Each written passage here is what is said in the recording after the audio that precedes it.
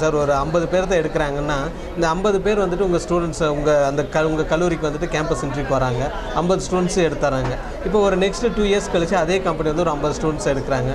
இப்போ ஏன் இது கேட்குறாங்க சார்? ஒருவேளை அந்த ஜாபுங்கிறது வந்துட்டு ஒரு வருஷம் தான் அந்த ஸ்டூடெண்ட்ஸ்க்கு வேலை, அந்த ஸ்டூடெண்ட்ஸை வெளியே அனுப்பிட்டு மறுபடியும் 50 பேர்த்த புதுசாக எடுக்கலான்ற மாதிரி இருக்குங்களா? இல்லை ஒருவேளை இந்த முடித்த ஸ்டூடெண்ட்ஸ் வந்துட்டு எந்த அளவுக்கு அவங்களுக்கு அந்த ஜாப் செக்யூர் மெயின்டைன் ஆகுதுன்னு பார்க்குறீங்க சார் நீங்கள்? சார் ஃபார் எக்ஸாம்பிள் ஒரு என்டையராக ஃபுல்ஃபில் ஆயிடும். இப்போ ஜாபோட ஒரு 90% சாட்டிஸ்ஃபைடு, அந்த லைஃப் லாங் அவங்களுக்கு ஒரு ஜாப் செக்யூர்டு இருந்துச்சுன்னா ஃபுல்ஃபில் ஆயிடும் இல்லைங்க சார்? ஓகே, ஜாப் செக்யூரிட்டி அப்படின்றது நீங்கள் எதை மீன் பண்ணுறீங்க நீங்கள்? இல்லை, இப்போ ஒரு ஐடி கம்பெனியே இருக்குது. ஃபார் எக்ஸாம்பிள் பிபிஓவில் ஜாயின் பண்ணுறாங்க. ஓகே, பிபிஓவில் ஒரு ப்ராஜெக்ட் வர வரைக்கும் அவங்களுக்கு அந்த கம்பெனியில் வேலை வாய்ப்பு கொடுத்துட்ருக்காங்க. ப்ராஜெக்ட் சடனாக ஸ்டாப் ஆயிடுது. ஒரு 500 பேர்த்த வேலைக்கு எடுத்திருக்காங்க பிபிஓவில். அந்த ப்ராஜெக்ட் ஸ்டாப் ஆனால் 500 பேர்த்துக்கு வேலை வாய்ப்புகள் இல்லாமல் ஆகிடுது தானுங்க சார். அப்படி இருக்கப்போ அந்த ஜாப் செக்யூரிட்டி எப்படி நீங்கள் கொடுக்குறீங்க சார்? இது வந்து இப்போ ஒரு சரியான உதாரணம் சொல்லணும் அப்படின்னு சொன்னால், ஒரு ஸ்கூல் இருக்காங்க. அந்த ஸ்கூலில் வந்து 50 பேர் படிக்கிறாங்க. சரி, ஃபார் எக்ஸாம்பிள் ஒரு பர்டிகுலர் 10th ஸ்டாண்டர்டோ 12th ஸ்டாண்டர்டோ ஒரு 50 பேர் படிக்கிறாங்க. இந்த 50 பேர்த்துல வந்து நான் வந்து ஒரு 5 பேருக்கு தான் வேலை கொடுக்கணும்னு நினைக்கிறேன். சரிங்களா? அப்போ நான் வந்து அந்த 50 பேர்த்துல 5 பேரை நான் எப்படி எடுப்பேன்? ஆமாம். ஸோ அதில் குவாலிட்டியாக அந்த 5 பேர் இருக்காங்களா, அந்த 5 பேர் தான் நான் எடுப்பேன். அடுத்த 45 பேர் எடுக்க மாட்டேன். ஸோ ஒரு கம்பெனி வராங்க அப்படின்னு சொன்னால் அவங்க வந்து ஒரு குவாலிட்டியான காலேஜுக்கு தான் வராங்க. புரியுதுங்க? ஏன் அப்படின்னா இந்த காலேஜ் வந்து நாங்கள் நினைக்கிற மாதிரி எல்லாமே வந்து ஃபுல்ஃபில் பண்ணி கொடுக்குறாங்க அப்படின்ற ஒரு காரணம். அதை வந்து நாங்கள் ஆல்ரெடி ப்ரூஃப் பண்ணியிருக்கோம். அந்த ரீசனுக்காக தான் வந்து நம்ம காலேஜுக்கு வந்து பிளேஸ்மெண்ட் வராங்க. ஸோ இதுதான் வந்து எங்களோட பிளேஸ்மெண்ட்டோட சக்ஸஸ். அண்டு உங்களுக்கு சொல்லணும்னா சார், மற்ற காலேஜ்லலாம் பார்த்தீங்க அப்படின்னா பிளேஸ்மெண்ட் ஆஃபீஸர்னு ஒருத்தர் இருப்பார். அவருக்கு வந்து ஒரு அசிஸ்டன்ட் ப்ரொஃபஸராக வந்து ஒரு டிபார்ட்மெண்ட்டில் இருப்பாங்க. அந்த வேலை இல்லாமல் வந்து பிளேஸ்மெண்ட் ஆஃபீஸராக பண்ணியிருப்பாங்க. பட் கற்பகத்தை பொறுத்தளவுக்கு வந்து சரிங்களா, பிளேஸ்மெண்ட்டுக்கு மாத்திரம் 60 பேர் ஒர்க் பண்ணுறாங்க. ஒருத்தர் 2 பேரில் 60 பேர் பிளேஸ்மெண்ட்டுக்கு மாத்திரம். இப்போ நான் வந்து அட்மிஷனுக்கு மாத்திரம் ஒர்க் பண்ணிட்டு இருக்கேன். இந்த ஹோல் இயரே வந்து ஃபுல்லாக அட்மிஷன் தான். சரிங்களா? அந்த மாதிரி பிளேஸ்மெண்ட்டுக்குன்னு சொல்லிட்டு 60 பேர் ஒர்க் பண்ணிட்டு இருக்காங்க. Okay sir. So the day ஒன்லேருந்து பிளேஸ்மெண்ட்டுக்கு ஏன் அதுனா கம்பெனி வந்து what they're exactly they're expecting. So we are delivering it. That is why our student they are getting placement. And அந்த மாதிரி நீங்கள் சொன்ன மாதிரி வந்து அவங்க வெளியே போகிறதால இல்லை, ஆல்மோஸ்ட் வந்து இப்போ வந்து இயர் ஆன் இயர் வந்து பார்த்தீங்கன்னா அவங்க எல்லாம் வந்து த சேம் கண்டினியூ பண்ணிட்டு தான் இருக்காங்க. Okay sir. ஏன் இது கேட்டேன் சார், நீங்கள் அந்த மானிட்டரிங் வந்துட்டு அவ்வளோ தூரம் கரெக்டாக பண்ணியிருக்கீங்க சார்.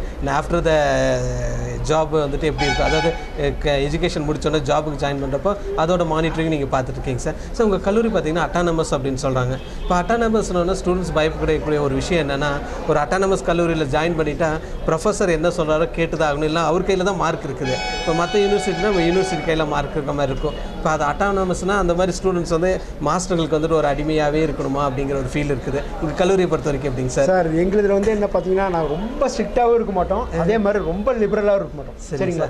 ஏன்னா அந்த ஸ்டூடெண்ட் லைஃப்பை வந்து அவன் என்ஜாய் பண்ணுவான். சைமல்டேனியஸ்லி அவன் என்ன குறிக்கோளுக்காக அவன் வந்திருக்கானோ அதை ஃபுல்ஃபில் பண்ணணும். சரிங்களா? ஸோ நாங்கள் வந்து ஸ்டூடெண்ட்டையும் ஃபுல்ஃபில் பண்ணோம். அவங்களுக்கு வந்து ஏகப்பட்ட ஆக்டிவிட்டீஸ் இருக்குது, நிறைய கிளப் ஆக்டிவிட்டீஸ் இருக்குது. சரிங்களா? ஸோ அதில் அவங்க பார்ட்டிசிபேட் பண்ணிக்குவாங்க. ரெண்டாவது என்ன அப்படின்னு சொன்னால், ஃபார் எக்ஸாம்பிள் பேரண்ட்ஸ் வந்து, ஏன்னா பசங்களுக்கு வந்து சில பேரண்ட்ஸோட பொறுப்புகள் எல்லாம் தெரியும். ஆனால் அப்பா அம்மா இவ்வளோ கஷ்டப்படுறாங்க, நம்ம வந்து முடிச்சோடனே நம்ம அதை வந்து சாட்டிஸ்ஃபை பண்ணணும் அப்படின்னு சிலர் வந்து அதெல்லாம் கவலையப்பட மாட்டாங்க. பட் எங்களுக்கு என்ன அப்படின்னா 2 பேர்த்தையும் சாட்டிஸ்ஃபை பண்ணணும். சரிங்களா?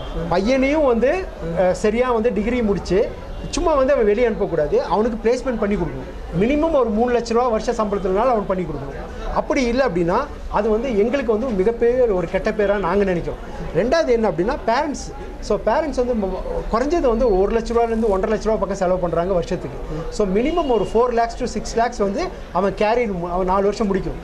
நாங்கள் வந்து கேரண்டீடாக சொல்கிறோம், 3 வருஷம் முடித்தோன்னே நீங்கள் இன்டர்ன்ஷிப் போனோன்னா அவனே வந்து அவனோட இதை பார்த்துக்கலாம். நம்பர் 1. ரெண்டாவது, ஒரே 1 வருஷம் சார், 4 வருஷம் முடித்து அவன் 1 வருஷம் அந்த வேலைக்கு போனான்னா அப்பா அம்மா வந்து எவ்வளோ வந்து அவங்க செலவு பண்ணாங்க அது எல்லாமே அவன் திருப்பி கொடுக்குறதுக்கு கண்டிப்பாக கேரண்டடாக வந்து நான் உத்தரவாதம் கொடுக்க முடியும். அது வந்து நாங்கள் சொல்கிற மாதிரி இருக்கணும். சரிங்களா? அது வந்து அவனுக்கு என்னென்னா இப்போ கொஞ்சம் கஷ்டமாக தான் இருக்கும். பட் ஏன்னா சில சமயத்தில் பார்த்தீங்கன்னா நைட் 10 o'clock 11 o'clock 12 o'clock கூட வந்து பசங்களுக்கு இருக்குது. இதிலே வந்து ஹாஸ்டல் பசங்க அப்படின்னா ஒன்றும் பிரச்சனை கிடையாது. டே ஸ்காலர்ஸ் பசங்களும் நிறைய பேர் வராங்க. அவங்க என்ன பண்ணுறாங்கன்னா இந்த நைட் 12 மணி 11 மணிக்கெல்லாம் அந்த ஒர்க் முடிச்சுட்டு திருப்பியும் வந்து எங்கள் ஹாஸ்டல்லேயே தனியாக அவங்களுக்கு அகாமடேஷன் கொடுத்துருக்கோம். அவன் அங்கே போய் படுத்துக்குவான், அங்கேயே சாப்பிட்ருவோம், திருப்பி காலையில் எழுந்திரிச்சு வந்து காலேஜ் வந்து ஒர்க் பண்ணுவோம். ஸோ அந்த மாதிரி டெடிக்கேட்டட் ஸ்டூடெண்ட்ஸ் வந்து நம்மகிட்ட இருக்காங்க. So it is good for their future ஒன்லினும். ஏன் அப்படின்னா இப்போ நாங்கள் கொடுக்குற அந்த பெஸ்ட்டு தான் சரிங்களா, not only for us but அவங்களோட இது என்டையர் கேரியர் என்டையர் லைஃப்க்கே வந்து நல்லா இருக்கணும் அப்படின்றதுக்காக தான் வந்து அது இதெல்லாம் பண்ணுறோம். Okay sir. சார் நீங்கள் சொன்ன விஷயங்கள் ரொம்ப அருமையான ஒரு விஷயங்கள் தான் சார். சார் இப்போது கல்லூரியிலே வந்துட்டு கேம்பஸ் இன்டர்வியூ வேலை வாய்ப்புகளும் அமைச்சு தந்துறீங்க. அப்படி இருக்கப்போ எதுக்கு ஒரு கன்சல்டன்சியில் நிறைய பேர் வந்துட்டு அப்பாயின்மெண்ட் தேடி போகிறாங்க சார் ஸ்டூடெண்ட்ஸு? இப்போ நிறைய கன்சல்டன்சியில் பார்த்தீங்கன்னா இன்ஜினியரிங் ஸ்டூடெண்ட்ஸ் இருக்காங்க, ஆர்ட்ஸ் காலேஜ் முடித்த ஸ்டூடெண்ட்ஸ் இருக்காங்க. இப்போ ஒரு கல்லூரியிலே இந்த மாதிரி ஜாபெல்லாம் ஏற்படுத்தி தரப்போ எதுக்காக ஒரு கன்சல்டன்சியில் போயிட்டு பணத்தை கட்டி அங்கே வெயிட் பண்ணிட்டு இருக்கணும் சார்? என்ன ரீசன்? அதான் நான் தேவையே இல்லைன்னு சொல்கிறேன். ஏன்னா இப்போ தான் வந்து அவங்க சரியான ஒரு நேரத்தில் இருக்காங்க. 12th முடிச்சிட்டாங்க சரிங்களா. ஸோ இப்போ அவங்க எடுக்கக்கூடிய முடிவு வந்து மிகச்சரியான ஒரு முடிவாக இருந்துச்சுன்னா கண்டிப்பாக அவங்க ஃப்யூச்சர் வந்து நல்லாயிருக்கும். அதனால தான் நான் வந்து என்ன சொல்கிறேன் அப்படின்னா ஒரு மிகச்சிறந்த கல்லூரியை தேர்ந்தெடுங்க. Okay sir. ஏன்னா இன்றைக்கி நிறைய 550 கல்லூரி ஒரு சில கல்லூரியில் கேம்பஸ் இன்டர்வியூவில் சரியாக குவாலிஃபை ஆகாதவங்க தான் அந்த கன்சல்டன்சியில் இருக்கிறதா கண்டிப்பாக சார் நீங்கள் சொல்கிறது.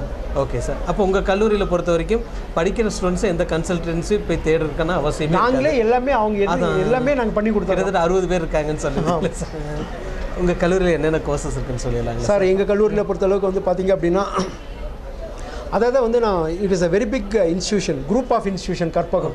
ஸோ இங்கே வந்து அவங்க இன்ஜினியரிங் படிக்கணும் அப்படின்னா அவங்க என்ன டிசிப்ளின் அவங்க கேட்டாங்களே எல்லாமே இருக்குது. சரி பிஇயில் civil engineering, mechanical engineering, triple E, computer science, IT, இல்லைனா இஎன்ஐ, சரிங்களா, electronics and communication, so many courses.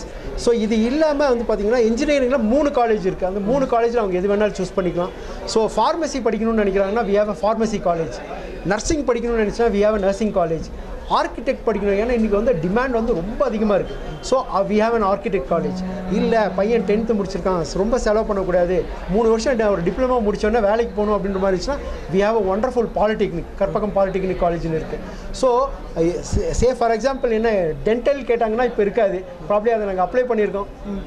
Maybe ஒரு 1 or 2 இயர்ஸில் வந்து அதை டென்டலும் வந்துடும் வச்சுக்கோங்க. Next education under one roof, சரிங்களா. So whatever it is everything will be ஃபுல்ஃபில்டுங்க. ஓகே. அதில் ரொம்ப முக்கியமான விஷயம் என்ன அப்படின்னா ஒரு 4-5 வருஷத்துக்கு முன்னாடி எல்லாம் பார்த்தீங்க அப்படின்னா இங்கே இருக்க ஸ்டூடெண்ட் வந்து they use to go to Coimbatore, சரிங்களா. ஏன்னா which is the nearest best city.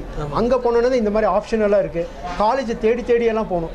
But இப்போ இன்றைக்கெல்லாம் வந்து பார்த்தீங்கன்னா ஒமேகா ஈவெண்ட்ஸ் அண்ட் ராகம் டிவி எல்லாம் வந்து ஒரு பெரிய ஒரு இதே பண்ணியிருக்கீங்க. ஸோ இன்றைக்கி வந்து பார்த்திங்கன்னா ஒரு 50 கல்லூரி வந்து ஒரே இடத்துக்கு வந்துட்டாங்க. ஸோ பசங்க வந்து இப்போ என்ன பண்ணோம்னா அதில் ஒரு சின்ன வருத்தம் என்னென்னா நேராக அப்படியே போகிறாங்க, ப்ரௌசர் வாங்குறாங்க, போயிடுறாங்க. இதுதான் அவங்க செய்கிற தப்பு. நான் என்ன சொல்கிறேன்னா ஒவ்வொரு ஸ்டால்லையும் ஒவ்வொரு கல்லூரிலையும் மினிமம் வந்து ஒரு 10 நிமிஷம் ஸ்பெண்ட் பண்ண சொல்லுங்கள். அவன் என்ன படிக்கிறானோ அவன் கேட்குறதுக்கு வந்து 10 நிமிஷம் இல்லை, அரை மணி நேரம் சொல்கிறதுக்கு வந்து தயாராக இருக்கும். ஸோ இன்றைக்கி அவன் ரொம்ப கிளியராக இருந்துட்டான்னு வச்சுங்களேன், கண்டிப்பாக அவன் ஃபியூச்சர் வந்து ரொம்ப நல்லா இருக்கும். அதனால் கற்பகத்தை பொறுத்தளவுக்கு வந்து you can come for any course, எது நினச்சி வந்தாலும் கண்டிப்பாக வந்து அங்கே இருக்குது. ரொம்ப குறிப்பாக வந்து பிளேஸ்மெண்ட் வந்து ஒண்டர்ஃபுல்லாக இருக்குது, no doubt about it. Okay sir. கட்டாயமாக சார் சொன்னதை கேட்டிருக்கலாமா நந்தகுமார் சார்? நிறைய விஷயங்களும் சொல்லியிருந்தாங்க. ஸ்டூடெண்ட்ஸ் வந்துட்டு ஒவ்வொரு விஷயங்களும் வந்துட்டு பொறுமையாக இது பண்ணிக்கலாம். கீழே அந்த நம்பர் ஓடிட்டு இருக்கும் பாருங்க, கற்பகம் இன்ஸ்டியூட் இது, கற்பகம் யூனிவர்சிட்டி இது. அந்த நம்பரை நீங்கள் நோட் பண்ணி வச்சுக்கலாம். ஃபர்தர் டவுட்டாக இருந்துச்சுன்னா அவர்கிட்ட கேட்டு தெளிவுபடுத்திக்கலாம். சார் சொன்ன மாதிரி டென்டலை தவிர மற்ற எல்லாமே எங்ககிட்ட இருக்குது அப்படின்னு இருக்காங்க. அதை நிறைய விஷயங்கள் ஷேர் பண்ணுறப்போ ஒரு அருமையான ஒரு விஷயம் சொல்லியிருந்தாங்க. எந்த கல்லூரியை நம்ம செலக்ட் பண்ணுறோமோ அதுதான் ரொம்ப முக்கியமான விஷயம்னு. காரணம் என்னென்னா இந்த வேலை வாய்ப்பை நோக்கி தான் அந்த ஸ்டூடெண்ட்ஸை படிக்கிறாங்க.